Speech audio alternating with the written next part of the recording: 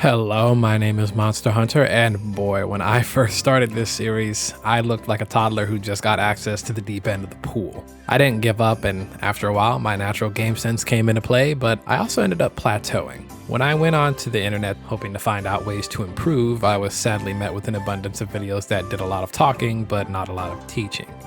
Formats like weapon tutorials that cover all the attacks of the weapon and what combos to use, but never when to use the combos or how to set up instances for your weapon to succeed. Gameplay tutorials for beginners, meta sets, things I wish I knew earlier, so on and so forth. Sunbreak has awarded us the privilege of creating big damage sets or crazy undying gimmicks, but as that continues, so does the continuation of bare bones guides. With Sunbreak available on all platforms and Monster Hunter 6 on the horizon, now seems like as good a time as any to inform people of the information I've gathered over nearly a decade of playing the game.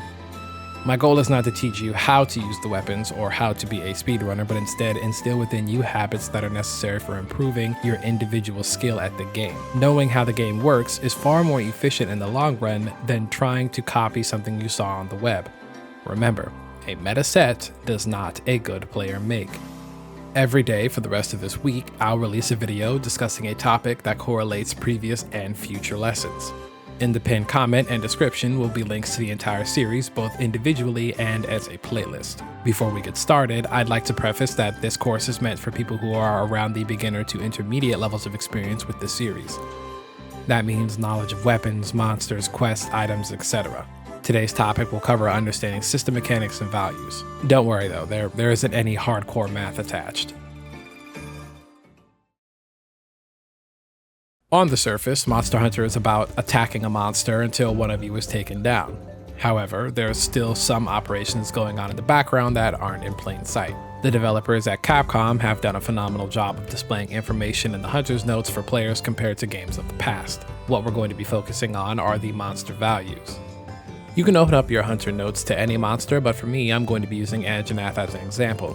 The numbers that you see in this Physiology tab are called Hitzone values and encompass both raw and elemental damage.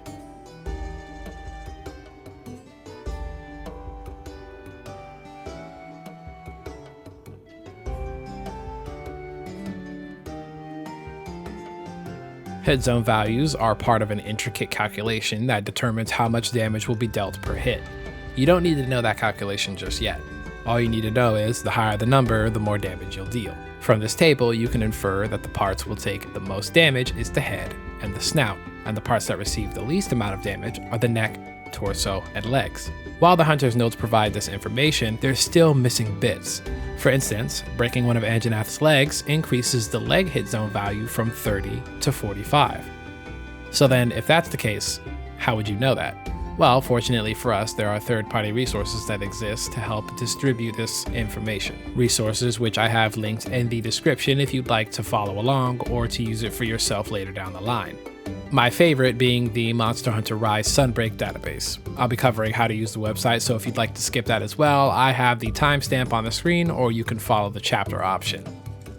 When you first open the site, you'll be shown a blank table with some bars and drop-down selections. The options are Large Monster, Quest, Rank, Player Scaling, and Parts Group. Large Monster will show a selection of the monster roster for you to pick from. Quest shows the specific quests the monster can appear in and which one you're looking to better represent the values. Rank and Player Scaling are self-explanatory, but Parts Group shows the collection of parts in the heat map for chains such as tails and tail tips. Upon selecting your monster, you'll see Kinsect Extract, Raw and Elemental hit zones, stun level, and part interaction values on the first table. The second table shows status ailment values and the defense required to prevent roar, wind, and tremor, as well as the capture and limp percentages. Next are the item interaction values, and below that, the enrage information, anti-species rampage decoration, and any extra note that may be of importance. The values displayed on these charts are an estimation of the total values, as you may sometimes see a difference when some instances should happen. Now, since we already covered hit zone values, I feel it's best to move on to part interactions.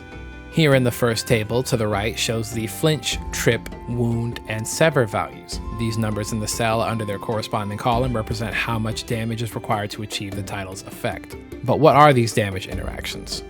Flinch is when a monster reacts to a built-up amount of damage dealt to a body part. This reaction could be anything from a brief pause to an overdramatic reeling. There are many different reactions spread out between individual monster species, monster types, state of being, whether they're in the ground or air, and more. Each body part accumulates damage but does not affect the value of other parts unless they are connected. There are many benefits to flinching, but the number one benefit is preventing the monster from acting without the use of status or items. Surely you have a moment where just before you were about to take an attack or feint, the monster was flinched by either you or an ally. That is a more common experience, but there are other exploitative instances that can occur. When dealt enough damage to the head while grounded, Rathian will simply flinch. While airborne, however, she'll fall out of the sky. This is unique to the head, as contrary to previous titles, the wings will only cause a brief pause. Remember, each body part has a different damage pool and reaction for being flinched.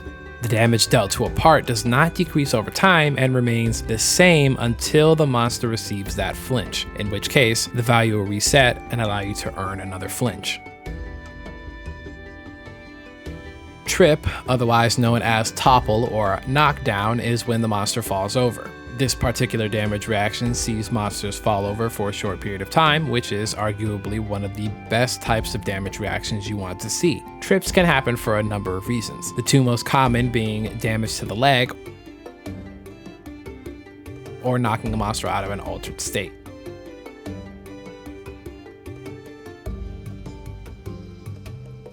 Trip, like flinch, requires a certain amount of damage to be dealt to the part before the trip can occur. Sometimes this is shown in the form of multiple flinches required to make a trip. Trips are advantageous as they offer the most benefit in various ways, such as setup, executing high damage combos, healing without fear, and more. Beware though, not all trips are created equal.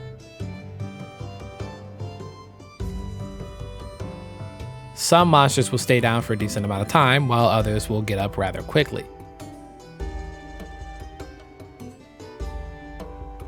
On the table, you can see the duration of the trip. As you may have noticed, that Anjanath has a B as well as a 2 in some cells under the trip column. The B stands for what state the monster is in, while the number stands for the number of flinches required in order for the monster to fall over. On the chart, you can see that Anjanath's legs say 2. That means in order to trip Anjanath by damaging its legs, you have to deal 580 damage twice in order to cause the knockdown. The B in the head row signifies Anjanath's enraged state where its neck glows. Causing enough damage to the head will topple it. The next reaction is wounds or part breaks. They suffer the same damage reaction as flinches and trips, but can work off of an entirely different value system. Most of the time, they copy a flinch damage reaction, while others will just topple. The Gen 2 trio of Nargacuga, Tigrex, and Barioth have interesting interactions with their part breaks. They share a similar fate where breaking their wings or dealing enough damage after they've been broken will cause them to topple.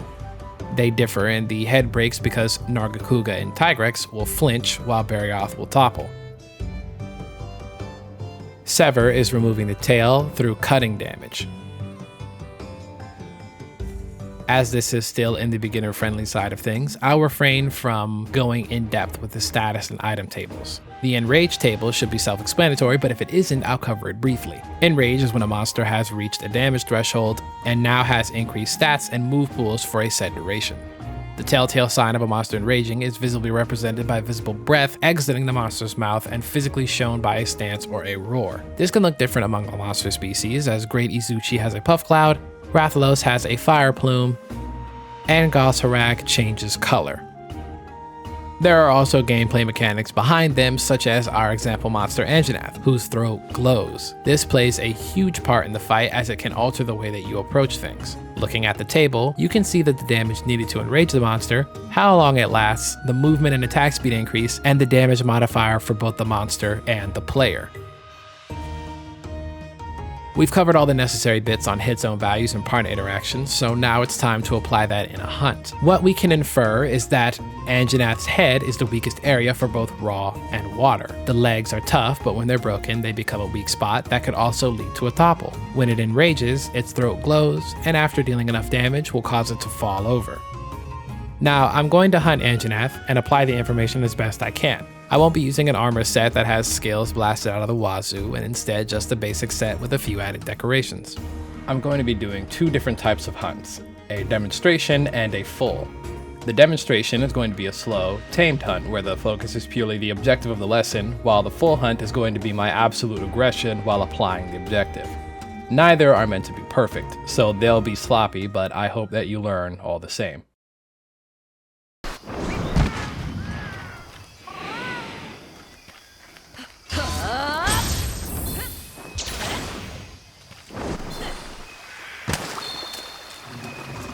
I'm going to open the hunt by using Soaring Wyvern Blade and an extra hit to the leg.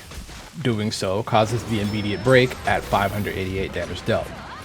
Notice though, Anjanath's leg is broken and it reels in pain. As I stated earlier, part break reactions are completely different from flinch damage reactions.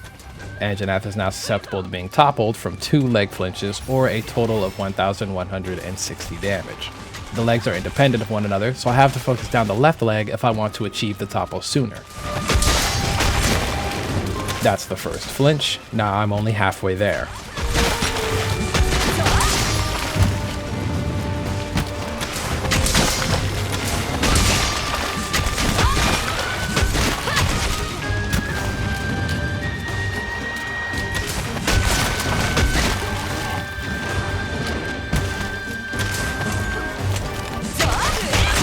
And there's the topple on the second flinch. Now that Anjanath is down, I'm going to aim for the head in order to deal as much damage as I can in the 10 seconds I have.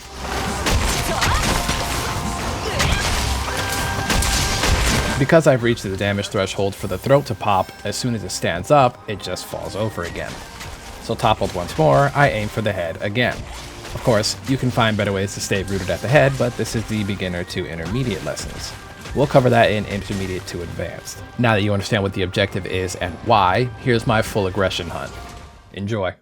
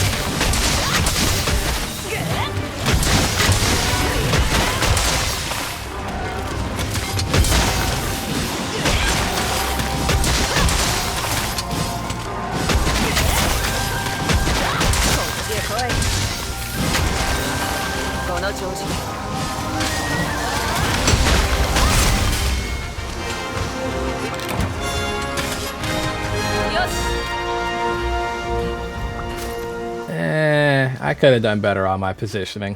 Wonder if that'll ever come up in the future. In summary, knowledge of these systems can help with how you approach a hunt by understanding the mechanics and how they occur. Next topic we'll be discussing are weak spots and vital areas. Thank you for watching, and until next time.